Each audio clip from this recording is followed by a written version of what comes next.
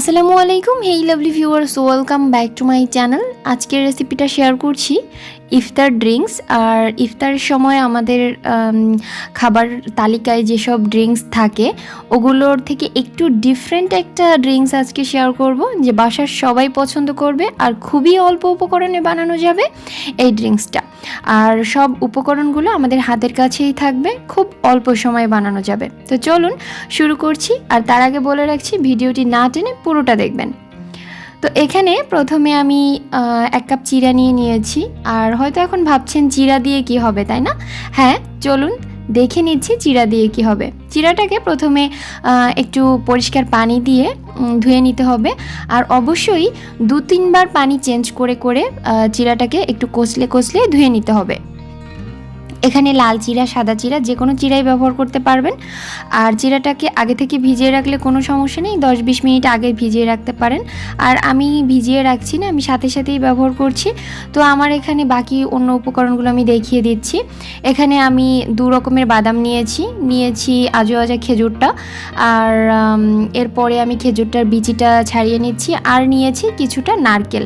আপনারা চাইলে এখানে কলাও ইউজ করতে পারেন, বাট এইগুলো আপনারা অবশ্যই দেওয়ার চেষ্টা করবেন। তো আমি এখানে খেজুর, বাদাম নিয়েছি 2 রকমের, আর নারকেল নিয়েছি। তারপরে চায়ের কাপের 1 কাপ চিনি নিয়ে নিচ্ছি, 1 কাপ থেকে একটু কম, মিষ্টিটা যার যার পছন্দ অনুযায়ী। আর নিয়ে নিচ্ছি আধা কেজি দুধ। তো গুঁড়ো দুধটাও গুলে দিতে পারবেন। এরপরে চলে যাব পরের প্রসেসে। এখানে আমি একটা ব্লেন্ডারের জার নিয়েছি। আর এর মধ্যে আমি এখন সব উপকরণগুলো দিয়ে দিচ্ছি। এখানে প্রথমে আমি চিরাটা দিয়ে দিচ্ছি। আর এখনই বলে রাখছি, যারা এখনও আমার চ্যানেলটিকে সাবস্ক্রাইব করেনি প্লিজ সাবস্ক্রাইব করবেন। আর যারা করেছেন তাদেরকে অসংখ্য ধন্যবাদ।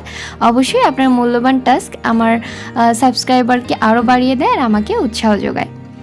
এরপরে চিরাটা দেওয়ার পরে আমি সেই যে বাদাম আর খেজুর ছিল সেটা দিয়ে দিচ্ছি নারকেলটা।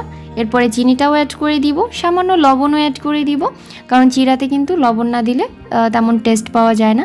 এরপরে আমি পুরো দুধটা না দিয়ে আমি অল্প কিছু দুধ রেখে দিব আর বাকিটা দিয়ে দিব। এখন একটু ব্লেন্ড করে নিচ্ছি প্রায় 1 মিনিটের মতো। 1 মিনিট পর আমি এখন এটাকে নিয়ে এলাম। আর এটা ব্লেন্ড হয়ে গেলে আপনারা নিজেই বুঝতে পারবেন যে এটা ব্লেন্ড হয়ে গিয়েছে। এখন একটু সার্ভ করে দেখিয়ে দিচ্ছি। আর অবশ্যই আমার ভিডিওর ডেসক্রিপশন বক্সটা সবসময় ফলো করবেন, ওখানে ভিডিওতে বলা কোনো কথা স্কিপ হয়ে গেলে লিখে রাখি। আর আমার ফেসবুক গ্রুপ আর পেজের লিঙ্ক দিয়ে রাখি। আর এটাকে কিন্তু অবশ্যই বরফ দিয়ে, মানে ঠান্ডা করে বা ঠান্ডা পানির সাথে এটাকে করবেন, মানে দুধটা হয়তো ঠান্ডা থাকবে বা বরফের কুচি দিয়ে পরিবেশন করবেন, তাহলে কিন্তু খেতে আলহামদুলিল্লাহ অনেক মজার হবে। তো আজ এ পর্যন্তই, কথা হবে অন্য কোনো এপিসোডে। আল্লাহ হাফিজ।